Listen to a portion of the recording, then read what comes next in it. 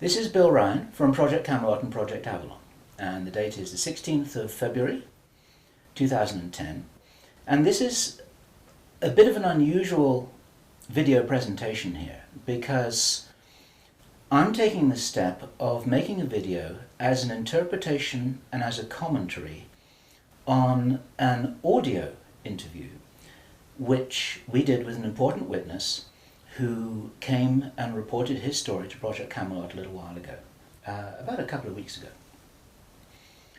And as with many of our witnesses, this person wanted to remain anonymous, but he has agreed that we transcribe the audio, and so we've got this as a transcript.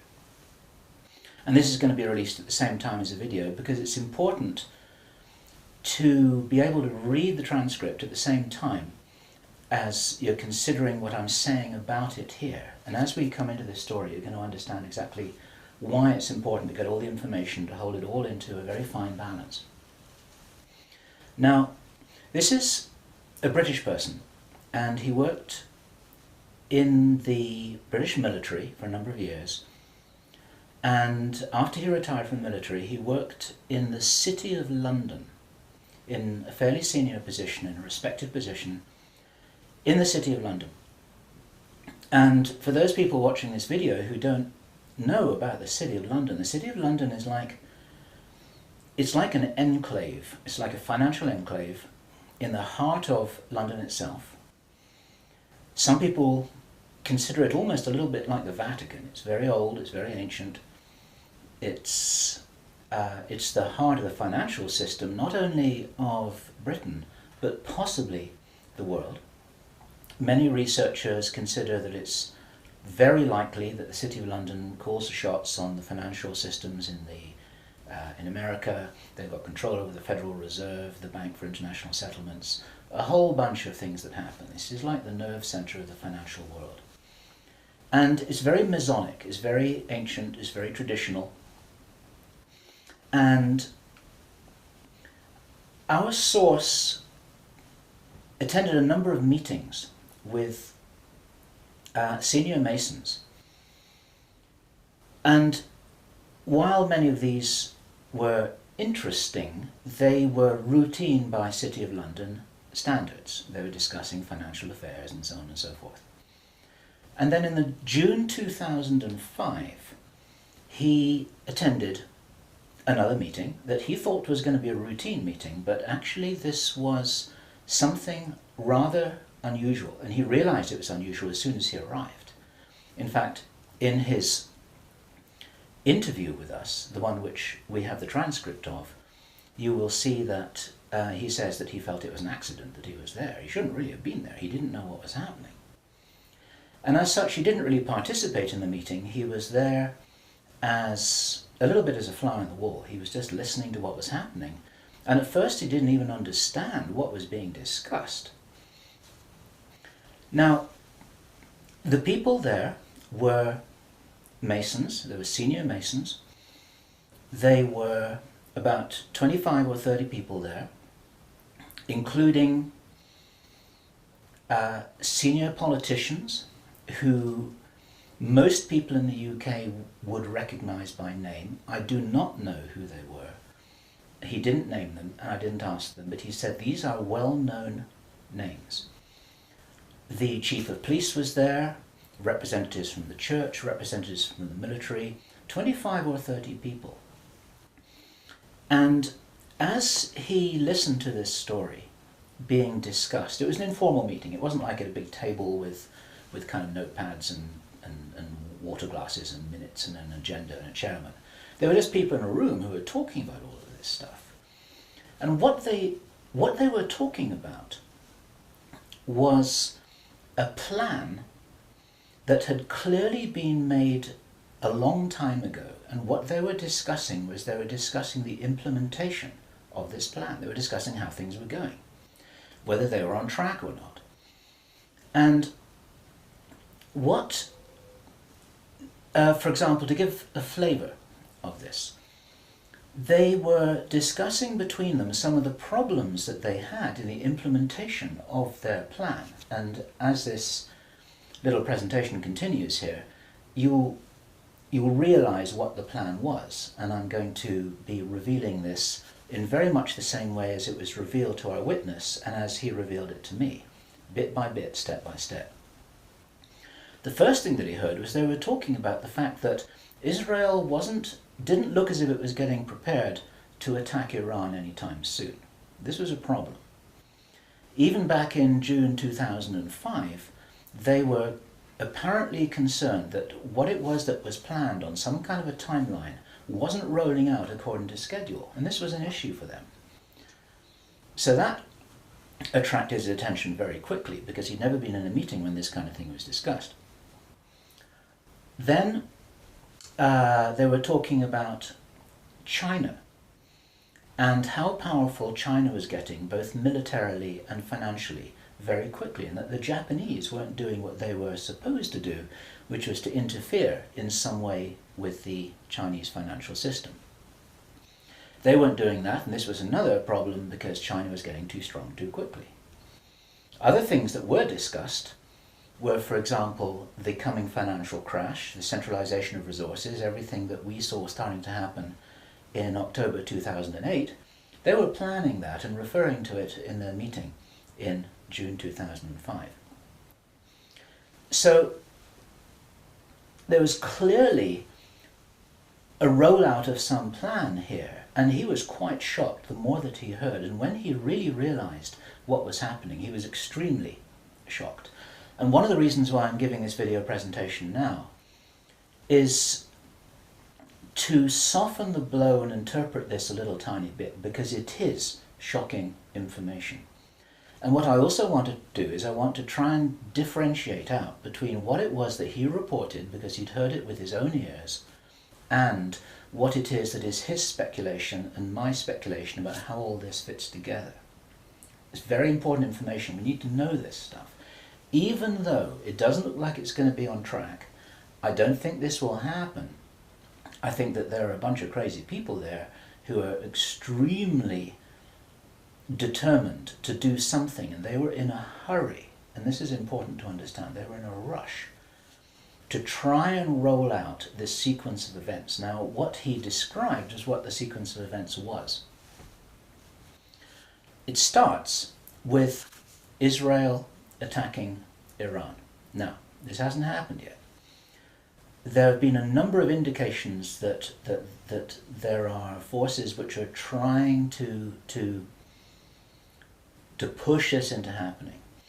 You've only got to follow the news for the last 2 years to realize that the public is being prepared for a justification for this kind of thing. Iran is being set up as being the bad guys that deserve something to happen to them, and so on and so forth. Now, that's going to be the start of what is like the opening gambit in a big chess game. And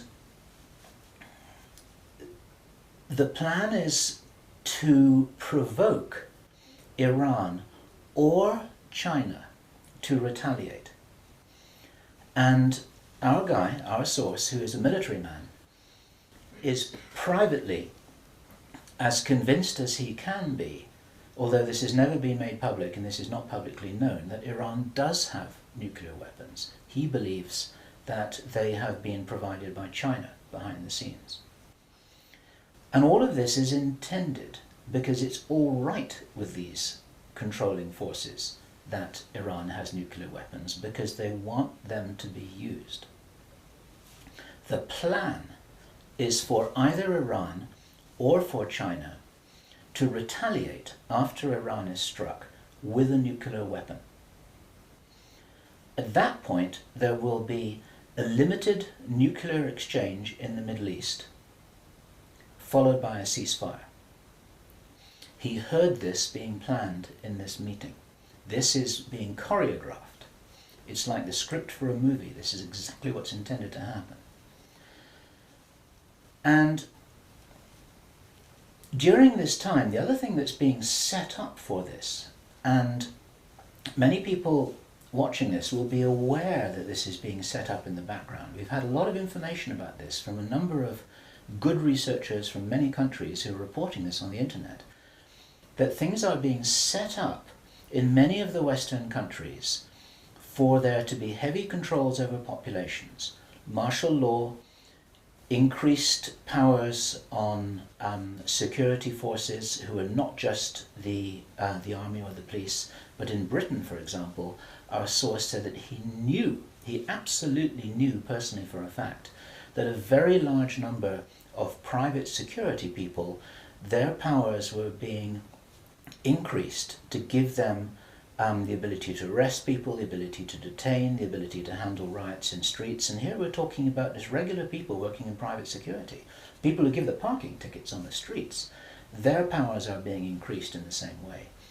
And last year we heard President Obama talking about how he wanted to have a sort of national guard at home in America ready to handle this kind of thing. There are a lot of indicators that this is being set up.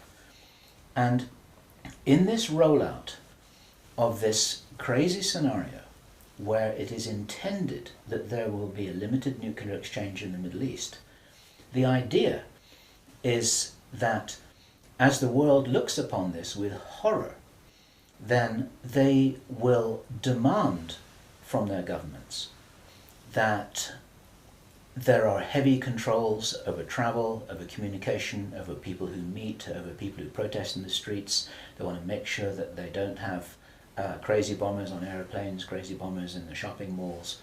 They want to make sure, and because people will be driven into fear by this, they'll request and demand and insist on heavy controls from their governments, which will be justified. And this is where you're going to kind of get the martial law situation in all the Western countries. It's intended as a justification. All of this is just the start of something, because this story gets much bigger, and it's pretty horrifying. And if watching this now you're feeling a little bit shocked, this is how I was feeling when I heard this information, and this is how our source was feeling when he was hearing this information in this meeting, because this is just the beginning. Now, during the time of this ceasefire, everyone's shocked, everyone's frightened, everyone's really terrified about where this is going to go. There are all kinds of heavy controls over populations everywhere. And then the next thing that happens in this chess game that's being played is that biological weapons are released on China. You heard this being discussed in this meeting. They will release a flu-like virus that will be genetically targeted against the Chinese population. It's racially targeted against the Chinese people. It's designed to spread like wildfire and to knock out a large number of the Chinese people.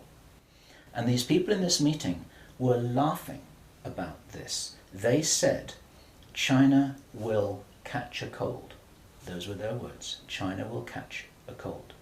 And they were laughing about the fact that these biological weapons will wreak havoc among the Chinese population. And after that, then what effectively will be a kind of plague will actually spread right across the world to the West as well. Our source was not clear whether this was a Chinese retaliation or whether the thing would just spread out of control in the way that it would be very understandable if it did, whether it's racially targeted or not. These things actually mutate. So now you've got a situation where there's been a limited nuclear war in the Middle East. There's a pandemic that really is sweeping across the world and really is killing people very visibly. And you've got this totalitarian military lockdown in all the governments in the Western world because everyone's going to be in panic about all of this. And then, he said, then the real war starts.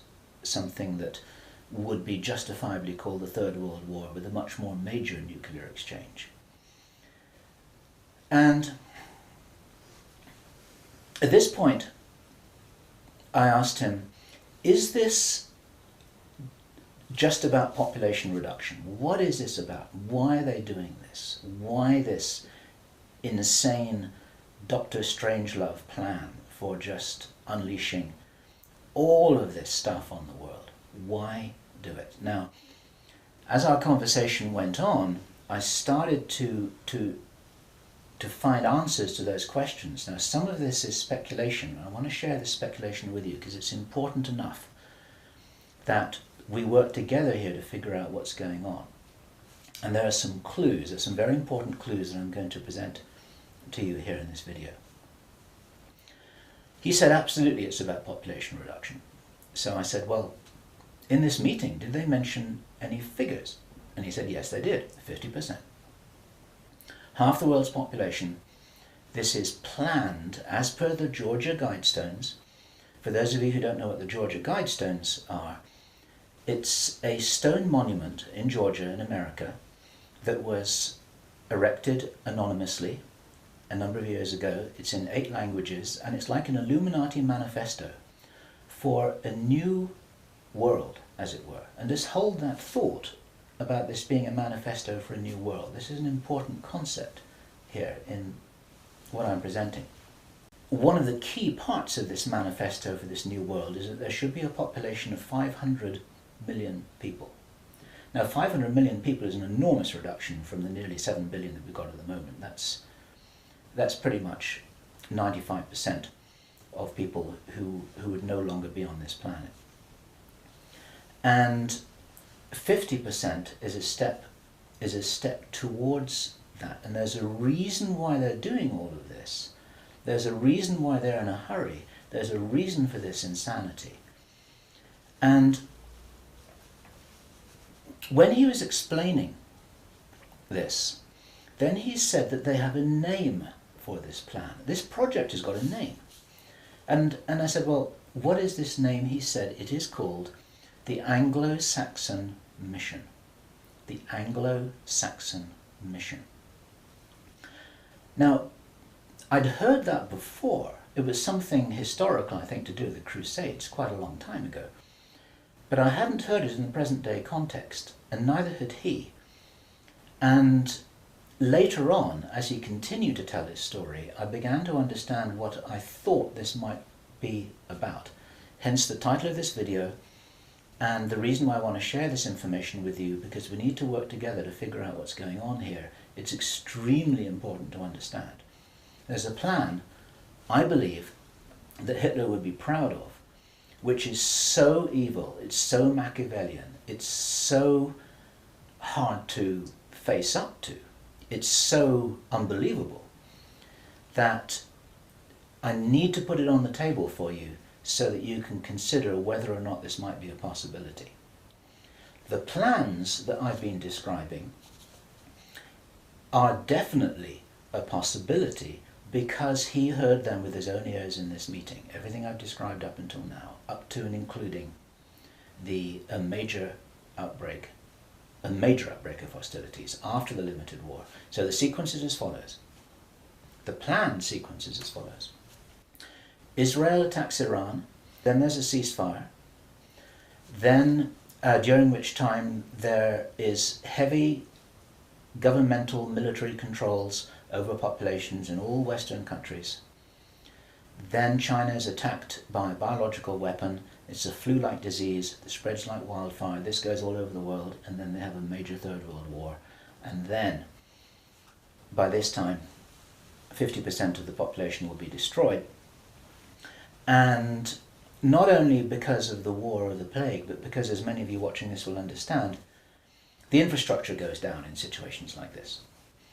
There's no food in the supermarkets, there's no gas in the pumps, the telecommunication goes down, there may not even be water coming out of the taps.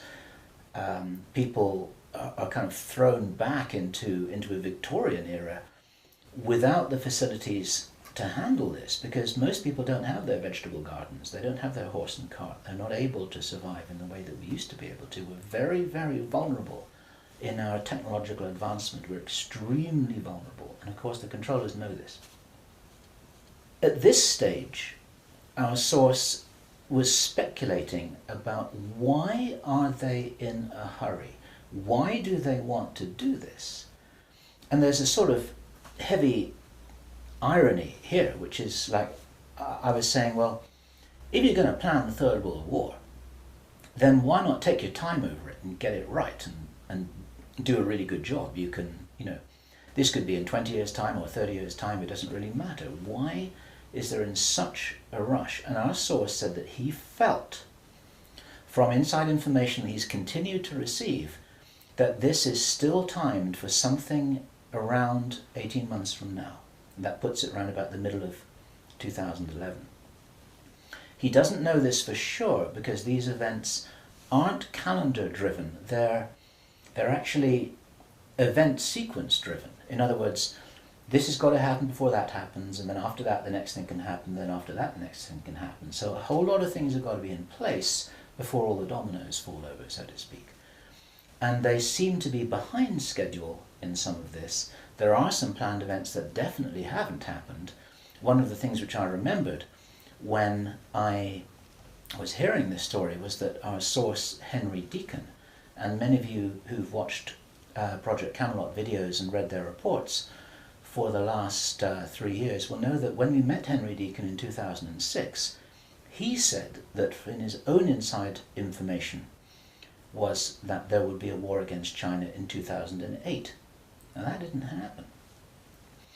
And all this time, at that time it didn't make any sense, and even now it didn't make any sense. It's like, well, all right, but why do this? Why do this? Why do this? Now, this was his answer. And our source is a pretty smart guy. He's been in the military. It's a totally different story that he didn't debrief in our audio transcript, which you have the opportunity to read, but he's had his own ET experiences in the military. He's got his own sources of information about some of the background for this.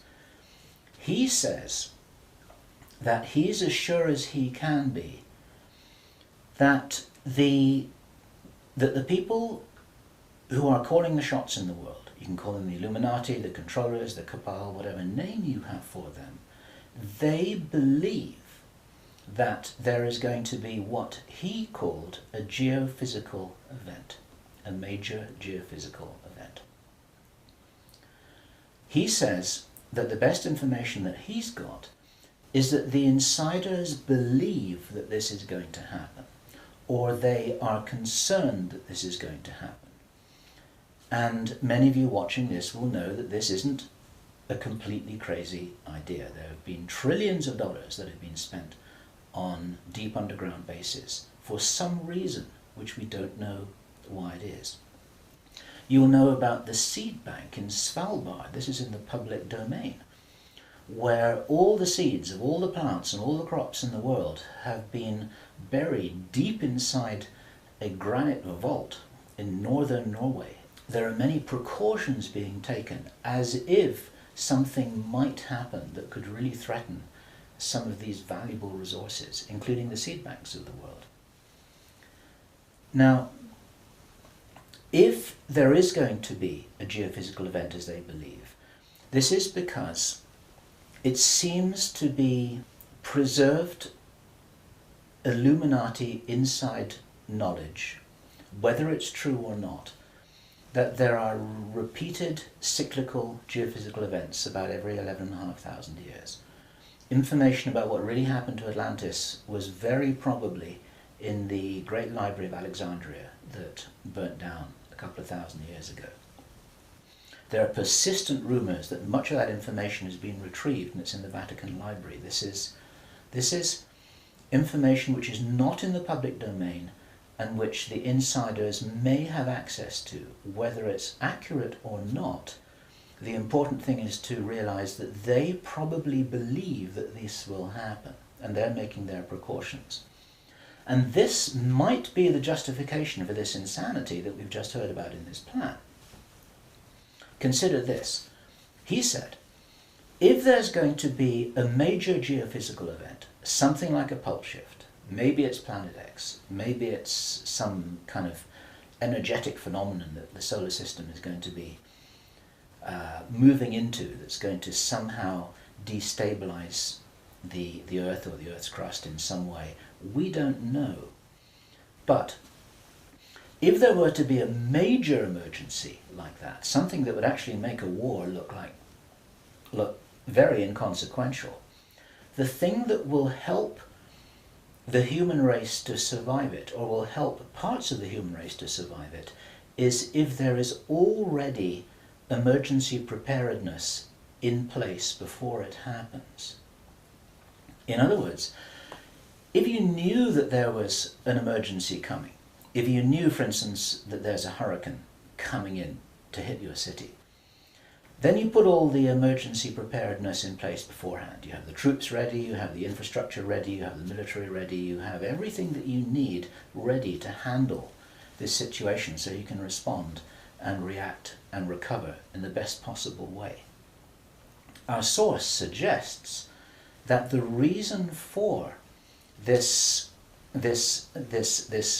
whole Third World War scenario is that then the Western governments, with the Chinese out of the way, will be in a state of such totalitarian control of their own population that they will be best equipped to recover and rebuild the new world after a cataclysm. And he thinks that this is what's happening. And I have to tell you that this terrible logic makes sense to me, that they would think that way. I'm not for a moment agreeing that this will happen. I think this is wild, crazy stuff, but if they believe that it's going to happen, then this could be their justification for this kind of plan that we've heard about is really being discussed. And this now is my own speculation right now, which also makes sense to me. And I invite your comments and your thoughts about this. We need to work together to figure out what's happening here. It's called the Anglo Saxon mission. What that told me was that the reason for the name is because this is a white racist agenda for the inheriting of the new earth. It's a plan that Hitler would be proud of. If they think that a new earth needs to be rebuilt, a new world, think of that little phrase there, if a new world needs to be rebuilt after a cataclysm, they want the Anglo Saxons to be doing it. They don't want the Chinese to be doing it. They get the Chinese out of the way first, and then the Anglo Saxons will inherit this new world with the other nations, the Asian nations, the African nations, the South American nations. Presumably, it is assumed that they won't have the resources to be able to handle the situation in any kind of a way that gives them the strength to recover after whatever it is that they think is going to occur. So there are several other parts of this which also fit, and one of the reasons why this is an important presentation to make personally is my own personal thoughts, because up until now I've been following a lot of the well-founded research on these sorts of agendas. We've had our own sources of information over the last 3 years. But I've always had questions in my mind, like, why would they do this? You know, war against China, why? Third World War, why? And suddenly, a lot of these things start to make a little bit more sense. It's possible, for example, that when we heard from Jordan Maxwell in our interview with him, which we did at the end of last year, 2009, he described to us how he had researched a number of repeating symbols and images that had been used ever since the time of Hitler, and even long before that, about the dawn of a new day. There's something very important in Masonic and Illuminati thinking about the dawn of a new day. And here we have possibly the reason for their belief that if you think about the possibility of a cataclysm, if they think this is really going to happen, the 2012 movie that many of you will have seen, after all of the flood and all of the earthquakes and tsunamis, then you've got these big ships sailing across a calm sea with the sun streaming through the clouds, and you've got the dawn of a new day, and the implication in that movie is that now those people will be able to rebuild the new earth because those are the survivors. It's the modern day Noah's Ark. It's possible that the dawn of the new day, that it refers to that. And it even occurred to me, and I'd be interested for other researchers to offer their views on this, that the very term the New World Order that we first started to hear about 20 years ago, actually longer ago than that, but the New World might be the post-cataclysmic world, the New World. It might be the order for the New World after the cataclysm. They may be planning who will inherit the new world. It may be nothing less than this. Maybe this is what the new world order is all about. It really is the order, the plan for the new world that they think is coming. They think this is going to happen. Now, I say again, it's very, very important to differentiate out all of this information here. I don't believe this is going to happen at all, but they might be doing something crazy to try and safeguard what they believe is their own interests. This is what we need to be aware of here. And what I want to do is I want to just state really clearly why there are profound reasons for not believing that anything like this is going to happen. There are a lot of things that haven't happened which were intended to happen. Many of you will remember I think it was the 30th of August 2007, there was a B-52 bomber that flew halfway across America from Minot Air Force Base to Barksdale Air Force Base in Louisiana with 6 armed nuclear cruise missiles on its wingtips, something that could never happen by accident. It was illegal, it should never have happened. You can't even smuggle a bullet out of the weapons storage area in an Air Force Base without there being a whole bunch of signatures and everybody knowing about it, let alone making the mistake of loading armed cruise missiles onto a B-52 bomber with nobody noticing it. There was a reason why that happened, and that was actually prevented from going any further. It stopped at Barksdale in Louisiana. Some very brave airmen blew the whistle on that, and they did their job, and they reported it up the line. It appeared very, very briefly in the mainstream media, and after that it was completely covered over, and everyone said it was a mistake. That was no mistake. There was a reason why they did that. And what many of you don't know is that at that same time, at the end of August, a group of anonymous investors bet $2 billion that the stock market would fall by 50% before the 21st of September 2007. They stood to gain $4.5 billion if their bet had succeeded. These were what are known as put options. And the insiders in the stock market, they call them Bin Laden trades. It's a sort of ironic description because of the betting that took place around about 9/11.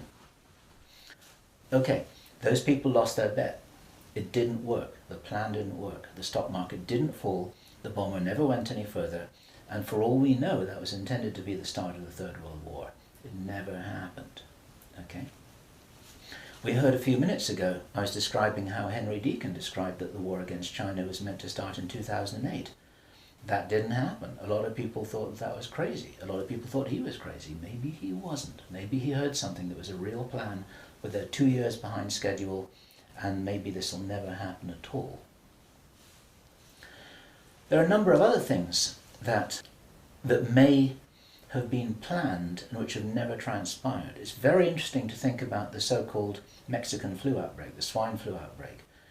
For the last 6 to 9 months, we've been looking at a scenario where it looked as if they wanted to roll out vaccinations, they wanted a lot of people to get ill, they wanted to announce a pandemic. Even now, there have been proposals to extend this pandemic declaration for another 2 years, and nothing's happening. In England, we call it a storm in a teacup. There's nothing happening here, but maybe something was intended. Now, if it wasn't intended, it's possible that all of that could have been some kind of a test, just to see how people respond, to see how people react, to see how quickly it spreads, to see what the take-up of the vaccinations will be. And then, of course, us at Project Camelot and a number of other people who've been activists in this whole area trying to draw attention to all of this, now we're all on a database. They know who's going to stand up and start talking about all of this stuff. So it might have been an experiment, or it could have been a failed rollout of something. There's plenty of reason to believe that things are changing. This is the important thing. And those of you who've been following the work of David Icke, this is an important perspective here, because we support his work fully, in as much as he makes a beautiful presentation and he starts off by saying, we are infinite consciousness. there are many ways to put this, but it's very hard to disagree with that. We're immortal, godlike beings who've long ago forgotten what our power was. The potential of consciousness is enormous. It's very important to realize that how powerful we are may be the single most important component in this whole picture that enables us to save the day. This may be what it's really all about. Admiral George Hoover, who died in 1998, he was in the Office of Naval Intelligence in the US Navy. He talked to researcher Bill Burns, the editor of UFO magazine, and Bill Burns described this conversation with George Hoover to George Norrie from Coast to Coast AM. And what Admiral George Hoover told Bill Burns was the biggest secret according to what the American Navy had found out. Very, very interesting story. They were talking about the Roswell visitors, and Admiral George Hoover said that these visitors were us from the future. They were time travelers. They weren't extraterrestrials.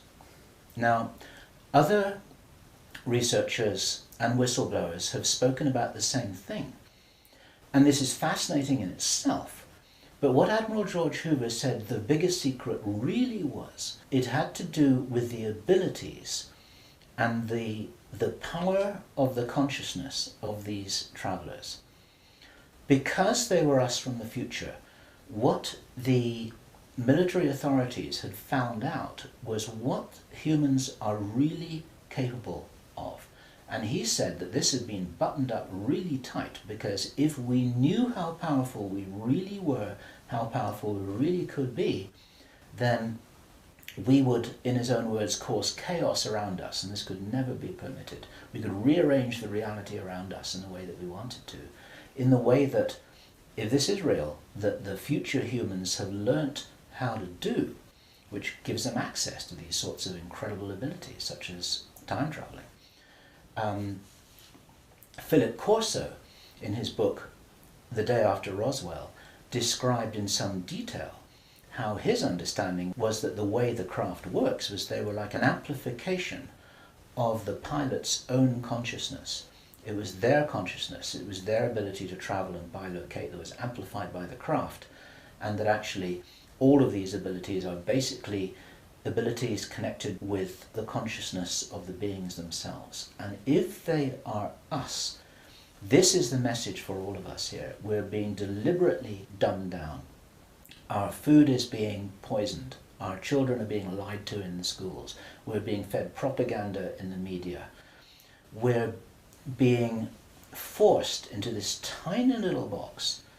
We're being kept busy with game shows and ball games, and we are discouraged from really finding out what it is that is our heritage on this planet. Eric von Däniken has just published a book which is called History is Wrong. There's so much which we are denied. George Green describes that we are known as the useless eaters, this surplus population of billions of people, with a tiny number of people at the top of the heap who are dependent upon us to police each other and to laugh at each other and to stop each other from getting out of line, because we're encouraged to conform to how we're meant to be. And so there's this straitjacket that there's the opportunity for us to break out of, and it's this straitjacket which has been deliberately put in place by these very people who've been creating this plan. Where this plan originates from, it's very interesting to speculate. Our source told us that this has been in place for a long time. He'd first heard about the Anglo Saxon mission as long ago as 1976. The Illuminati symbolism about the dawn of a new day has been going on for a long time.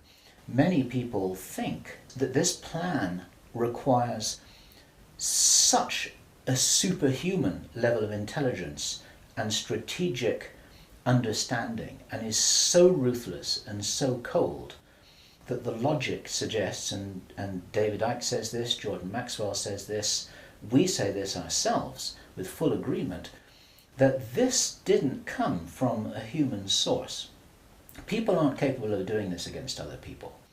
There's something else behind this. We have to think big. We have to think from the highest spiritual viewpoint that we possibly can do. That these people shouldn't be fought. What must happen is we just withdraw our consent from these things that are being done to us, from this plan that we're part of. And as I was saying just before, if you're in the military or if you're in intelligence services, withdraw your consent from this, because these plans can't happen without it. There's something about the Illuminati and the way that they're operating that is very limited. They're using force, they're in a box, they're trying to counter what everybody I know is recognizing and referring to as a huge expansion of consciousness all over the world, an expansion of awareness. We get emails every day from people, often very young people, who are saying, I can really see what's happening in the world. Tell me what to do about this, but I'm ready. I'm ready to do something. I'm ready to do whatever it was that I came here for. I don't know what that is yet, but I know that we've got big problems. 20 years ago, people weren't saying that kind of thing. There's a huge rollout of some kind of an expansion of consciousness. It's a morphic field that's growing enormously. And there's something that's changing. And my personal belief is that this is certainly being supported by benevolent non-human agencies, let me put it this way, who know about this kind of plan. They don't know whether it's going to happen or not, but they know that it's being planned. A lot of contactees, there's some channel information. You need to consider channel information extremely carefully. But there is channel information, and there are contactee reports that all talk about scenarios like this and how we must be wary, how we must be careful, how we've got to guard against it, how we've got to insure against it, how we've got to be prepared for something like this. And it's entirely possible that this increase in consciousness is happening in direct response with this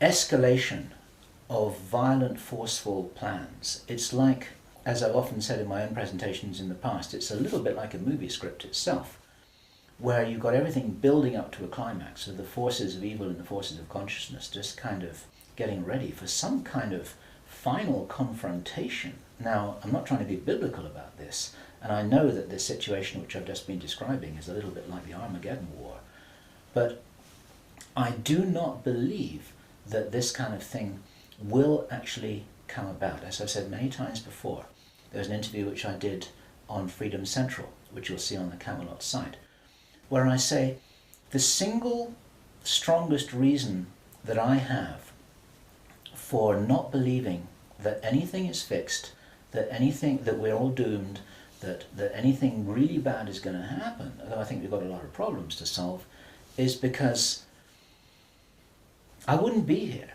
and neither would you watching this now. I'd have incarnated on another planet. I'd have gone somewhere else. I'm not going to go and sit here in the firing line with no possible way of escaping. There's a job to do here, and many of you watching this will be aware of the fact that we're here to do jobs. It's what Dolores Cannon calls volunteers. We may be here for a reason. We may be here to help catalyze this increase in consciousness, and that's what's going to prevent this kind of thing from happening, because if we do not agree that this is the future that we want, then that's not what we're going to experience. We do all co-create our reality, we do all have a part in it, and I profoundly believe that by becoming aware of these plans, this is the way that we avert them. There's a difference between prediction and prophecy. These are two words in the English language that are easily confused with each other. Prediction and forecasting is saying, okay, in 3 months' time, this is what's going to happen because this is what the data leads us to conclude logically. That's all about forecasting and prediction. A prophet does something different, and it's a word to be used with care because it's often misused, it's often misunderstood, and it's like a biblical term, and some people react against it for that reason. But what a prophet always used to do is to say, listen, if we don't wake up and if we don't take action, then this is what's going to happen. And the purpose of the prophet giving this prophetic warning is not to warn people that it will happen, but to say, listen, you got to change something here. You got to change the way you're doing things. You've got to change the way that you're being. You've got to change the way you're interacting with each other. You've got to change your whole attitude. Whatever it is that you change, then the purpose of the change is so that this prophesied event doesn't happen. And so what we have here is we have a kind of prophecy. It's not a prediction. And I'm using this word very, very carefully because the reason why I'm making this statement, the reason why we're releasing this information is to make sure that this doesn't happen. What are we going to do with this information? It's going to be translated into every language that we can. The video is going to be subtitled in Chinese, Arabic, Russian, Spanish, every other major language. I want this video to be picked up by the Chinese. I want this to be escalated up the line. The Chinese are very sensitive about videos that refer to them, especially ones with Chinese subtitles. This will be reported right up the line to Chinese intelligence, to the Chinese military commanders. And the reason for that is because, first of all, if this is nonsense, it doesn't matter, okay?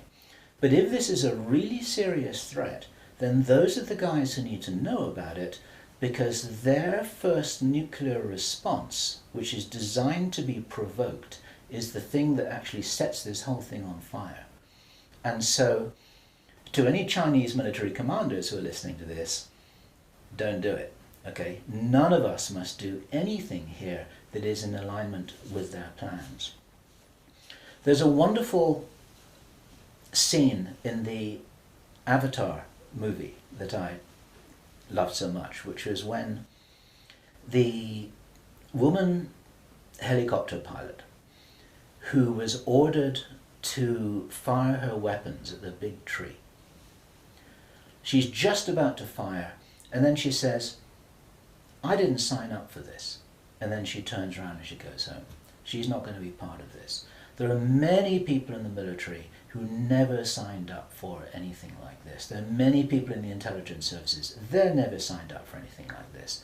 They signed up when they were young, thinking that they were doing the best thing for their country, thinking that they're doing the best thing for mankind. They're not all evil at all. And so as a direct message to those of you in the military and the intelligence services who may be watching this or may have had this brought to their attention, you don't have to do this stuff just because you're told. You need to support what's best for the human race. You don't need to follow orders if it's going to lead to a huge destruction here, which is in no one's interests apart from the controllers who have an agenda of their own, and that agenda doesn't feature you and me, that's for sure. Okay, so that's the end of my presentation.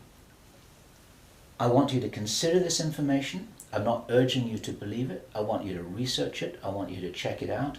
I want you to read the transcript carefully, and I want you to see whether this correlates with anything else that you know and understand that's come to your attention. We're all working together here. We're not trying to force you to believe anything at all. We need to be careful about this information, but at the same time, if there's any chance that this is true, if there's any chance that this is for real, then we have to know about it, okay? And if you are not sure what it is that you should be doing, then I say the same thing that I always say, which is do whatever it is that you came here to do, because most of you watching this video are here for a reason. I do understand that you may not know what the reason is yet, but you're probably here for a reason. You're probably watching this video for a reason. Do whatever it is that you came here to do. This is Bill Ryan. Project Avalon, Project Camelot. It's the 16th of February 2010. Thank you. What we don't know about the situation at Roswell is whether these were extraterrestrial, whether they came from a hollow earth, whether they came from another dimension. We don't know this, right? We don't. The only clue that I had was from this naval officer. He was from the Office of Naval Intelligence, ONI, called George Hoover. We've talked about him before, who said that he was the Corso of the Navy, and that the military believed, and he said he knew, that these entities were not so much interplanetary, but they were literally time travelers. And the big secret is that they were us from the future, and that we and they had the same powers, and that was the real fear of the government, that we had the ability to manipulate reality around us. We've always had that ability. We just didn't know how to use it. And if we ever learned how to use it, and we're not ready for it, we would cause chaos. And that was the big secret that the Navy eventually found out.